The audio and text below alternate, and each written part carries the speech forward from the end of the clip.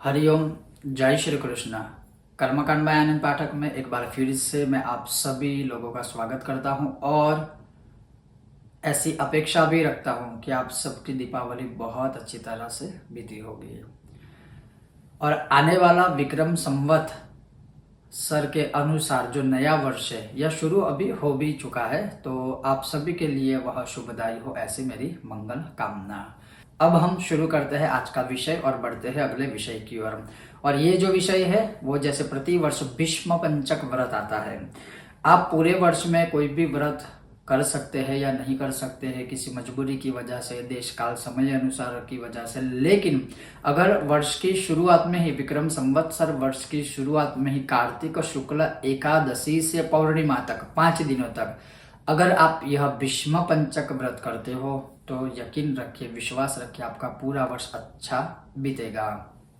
और न केवल वर्ष आपका अच्छा जाएगा, खास करके यह व्रत करने से जिनको संतान की प्राप्ति करनी है उसे संतान की प्राप्ति होती है। संतान में भी किसी को पुत्री की प्राप्ति चाहिए तो पुत्री की प्राप्ति होगी, किसी को पुत्र की प्राप्ति करनी है तो पुत्र की प्राप्ति होगी। और सभी प्रकार से, अनेकों प्रकार से सभी मनोकामनाओं को पूर्ण करने वाला यह उत्तम और शास्त्रोक्त महान फल देने वाला यह एक उत्तम व्रत है। इस वर्ष 14 नवंबर से लेके 19 नवंबर तक यह भीष्म पंचक व्रत आएगा। एकादशी से लेकर कार्तिक शुक्ल एकादशी से लेकर कार्तिक शुक्ल पूर्णिमा तक यह 5 दिनों तक यह व्रत किया जाएगा।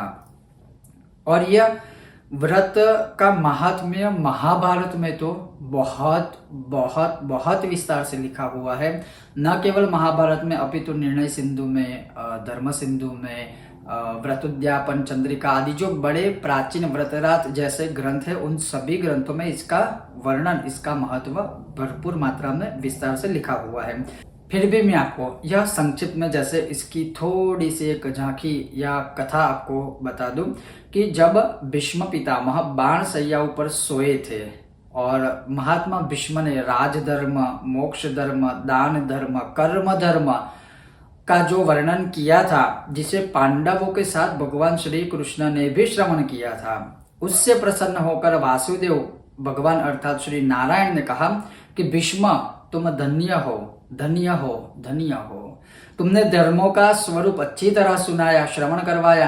कार्तिक की एकादशी को तुमने जल के लिए याचना की और अर्जुन ने बाण वेग से गंगा जल प्रस्तुत किया, जिससे तुम्हारे मन तन प्राण संतुष्ट हुए। इसलिए आज से लेकर पूर्णिमा तक तुम्हें सब लोग अर्घ्यदान से तृप्त करेंगे। संतुष्ट रहकर इसका भीष्म पंचक नाम का व्रत होगा जो प्रति वर्ष साधक या भक्तों के द्वारा पृथ्वी पर किया जाएगा। न केवल इस व्रत को किया जाएगा अपितु 5 दिनों तक भीष्म आपका तर्पण भी आपकी संतुष्टि के लिए मनुष्य द्वारा पृथ्वी पर किया जाएगा।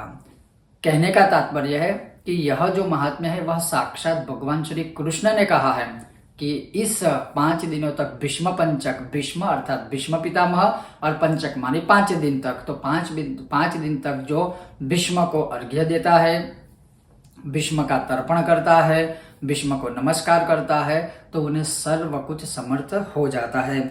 और इसकी विधि कैसे है, अब आपको मैं ये बता दूं कि इसको कैसे करना चाहिए। मान लीजिए आप सविधि विधान से, पूर्ण रूप से, प्रॉपर रूप से अगर आप यह अनुष्ठान करते हो तो विद्वान ब्राह्मण को बुलवाकर भीष्म पितामह आदि का स्थापन कीजिए। 5 दिनों तक भगवान नारायण कृष्ण का स्थापन कीजिए और फिर उसकी 16 उपचार पूजा आदि करवा सकते हो। मान लीजिए ये भी कुछ आप नहीं कर सकते हो तो केवल सरल विधि आपको बताओ, केवल और केवल जैसे मान लीजिए किसी को संतान की याचना है, संतान की प्राप्ति करनी है, तो आप अपने मंदिर के सामने बैठ जाइए, कोई चिंता मत कीजिए। भीष्म पितामह आदि की मूर्ति, प्रतिमा, फोटो की कोई आवश्यकता नहीं है। नारायण का स्वरूप कोई भी होगा, शालिग्राम, कृष्ण, राम या कोई भी अवतार होगा भगवान का, वहां पर चलेगा।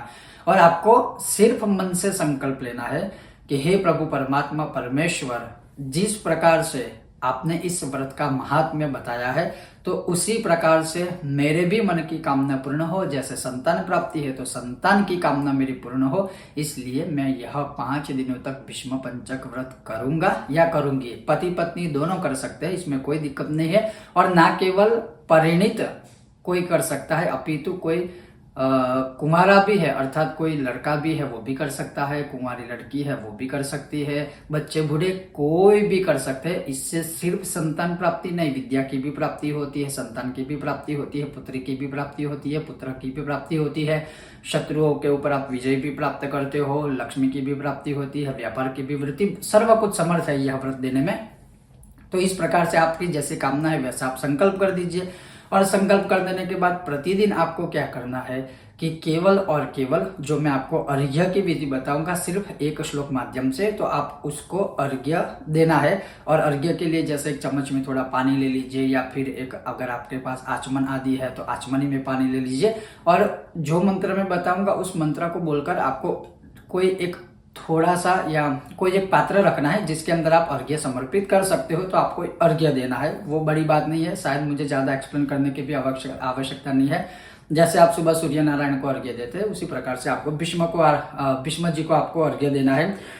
और हो सके तो इन 5 दिनों के बीच में, वैसे तो 5 दिनों तक आप चाहो तो कर सकते हो, लेकिन फिर भी हो सके तो इन 5 दिनों के बीच में आप किसी भी एक दिन किसी भी विद्वान ब्राह्मण को बुलाकर आप अवश्य भीष्म तर्पण, कम से कम एक बार भीष्म तर्पण करवाइएगा। ये बहुत उत्तम है, जैसे भगवान ने स्वयं कहा है, इसलिए मैंने आपको कहा।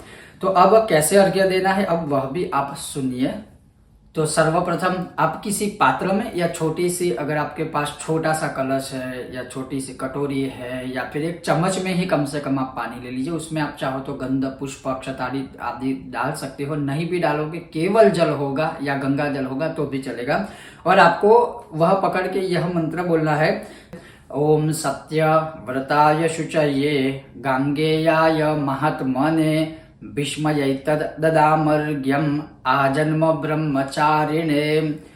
आजन्म ब्रह्मचर्य का पालन करने वाले, परम पवित्र सत्यव्रत का पारायण करने वाले गंगानंदन महात्मा भीष्म को मैं यह अर्घ्य देता हूँ या यह अर्घ्य देती हूँ। हालांकि आप इसी मंत्र से भी आप तर्पण दे सकते हो, जैसे यह मंत्र बोल के ऐसे करके आप तर्पण दे सकते हो, लेकिन फिर भी भीष्म तर्पण की विधि थोड़ी डिफरेंट है और अधिक थोड़ा समय उसमें है। तो आप किसी विद्वान ब्राह्मणों के माध्यम से वह भीष्म तर्पण आदि करवा सकते हो। इसी प्रकार से इसके पश्चात आप फिर से जल पकड़िए, या फिर आपने जो जल ग्रहण किया है उसी जल को लेने के साथ साथ मैं जो आगे 2 और श्लोक मंत्र बताऊंगा आपको वो पढ़ के अर्घ्य देना है। कहने का मेरा तात्पर्य है कि आपने जो जल पकड़ा है उसी जल को पकड़ के अर्घ्य देने के लिए पहले मैंने जो आपको श्लोक बताया अभी जो पढ़ के, जिससे आप तर्पण भी कर सकते हो और अर्घ्य भी दे सकते हो, उसी के साथ आपको और यह 2 श्लोक पढ़ने हैं। अर्थात कहने का तात्पर्य है हाथ में जल पकड़ के, चाहे कटोरी में पकड़िए, चाहे हाथ में पकड़िए, चाहे चम्मच में पकड़िए, चाहे किसी भी आप पात्र में पकड़िए, और उसके लिए यह 3 श्लोकों का आपको उच्चारण करना है। और जो वह अर्घ्य का मंत्र है वो ये है, ओम वैयाग्रपद गोत्राय सांकृत प्रवराय च अपुत्राय ददाम्येतद उदकं भीष्मवर्मणे वसुनामवताराय शन्तनोरात्मजाय च अर्घ्य ददामि भीष्माय आजन्म ब्रह्मचारिणे। अर्थात जिनका व्याघ्रपद गोत्र है, सांकृत प्रवर है, उन पुत्र रहित भीष्म वर्मा को मैं यह जल देता हूँ या यह जल देती हूँ। वसुओं के अवतार शंतनु के पुत्र आजन्म ब्रह्मचारी भीष्म को मैं अर्घ्य देता हूँ या अर्घ्य देती हूँ। 5 दिनों तक भीष्म को अर्घ्य देने के बाद मान लीजिए आप प्रतिदिन यह सुबह, मध्याह्न, सायंकाल किसी भी समय जब भी आप यह अर्घ्य देते हो, उस अर्घ्य को देने के बाद आप भगवान विष्णु की पूजा भी कर सकते हो, विष्णु सहस्त्र का पाठ कर सकते हो, ओम नमो भगवते वासुदेवाय का मंत्र जाप कर सकते हो, ओम क्लीम कृष्णाय नमः का जाप कर सकते हो, या भगवान श्री हरि के सामने भजन कीर्तन आदि कर सकते हो, या आप भगवान विष्णु से संबंधित किसी भी स्तोत्र मंत्र आदि का पाठ कर सकते हो। पूरा क्रम अगर आपको फिर से बता दूं तो सुबह स्नान आदि करने के बाद आप जो नित्य कर्म, नित्य संध्या वंदन आदि अगर करते हो तो वो कर लेने के बाद हो सके तो सुबह ही अर्घ्य दे दीजिए। सबसे पहले पात्र में गंगा जल या शुद्ध जल ले लीजिए, किसी भी पात्र में, चम्मच में चाहो तो हाथ में भी ले सकते हो। और उसके पश्चात मैंने जो 3 श्लोक बताए उन श्लोकों से आप भीष्म जी को अर्घ्य समर्पित कर दीजिए। उससे पहले आप जिस कामना के लिए 5 दिनों का यह व्रत करना चाहते हो तो उस कामना का संकल्प मानसिक रूप से ले लीजिए, फिर अर्घ्य दीजिए। अर्घ्य देने के बाद जैसे मैंने कहा कि आप फिर विष्णु सहस्त्र का पाठ आदि कर सकते हो, मंत्र जाप आदि कर सकते हो। और इन सभी क्रियाओं में एक जो कॉमन चीज है, बेसिक चीज है कि जब भी आप यह व्रत आदि करते हो तो एक बेसिक चीज है कि आपको वहां पर दीप भी प्रज्वलित करना है गाय के घी का। तो इस प्रकार से 5 दिनों तक यह जो भीष्म पंचक व्रत है, जो एकादशी से शुरू होकर पूर्णिमा तक, कार्तिक शुक्ल एकादशी से कार्तिक शुक्ल पूर्णिमा तक जो 5 दिनों का समय होता है उसे कहा जाता है भीष्म पंचक व्रत। और यह करने से संतान की कामना की पूर्ति होगी, शत्रु पर विजय प्राप्ति होगी, शत्रुओं का बल क्षय होगा, 10 प्रकार की लक्ष्मी की प्राप्ति होगी, जो भी कामना है वह सभी कामनाएं पूर्ण होगी। और जब आप यह 5 दिनों का व्रत लेते हो संकल्प करके, खास करके, तो आपको ब्रह्मचर्य का पालन करना है। जहां तक हो सके किसी की निंदा करने से बचना है, जाने या अनजाने में झूठ ना बोला जाए उसका भी ध्यान रखना है। तो जो भी आवश्यक ऐसे महत्वपूर्ण नियम होते हैं जैसे भूमि शयन आदि करना है, ब्रह्मचर्य का पालन आदि है, तो उससे संबंधित जो भी ऐसे नियम होते हैं वह नियम भी आपको धारण करने हैं। हाँ, अगर कोई गर्भवती महिलाएं है उसको कोई नियम आदि धारण करने की आवश्यकता नहीं है, फिर भी वह चाहे तो यह उत्तम व्रत कर सकती है। तो ये था आज का एक महत्वपूर्ण विषय और वीडियो, और मैं भी अपेक्षा रखता हूं कि आप सभी भी भीष्म पंचक व्रत अवश्य करेंगे। और अगर आप करते हो तो आप सभी को भीष्म पंचक व्रत की बहुत सारी पहले से ही मेरी ओर से शुभकामना है। वीडियो देखने के लिए आप सभी का बहुत बहुत धन्यवाद। अगर आपको यह विषय वीडियो पसंद आए तो बिना भूले वीडियो को लाइक करें, ज्यादा से ज्यादा शेयर करें और हमारी चैनल को सब्सक्राइब करना मत भूलिएगा। आप सभी का बहुत बहुत धन्यवाद। जय श्री कृष्णा। ओम गणेश। सब स्वस्थ रहिए, मस्त रहिए, अपने और अपने परिवार का ध्यान अवश्य रखिएगा। ओम गणेश।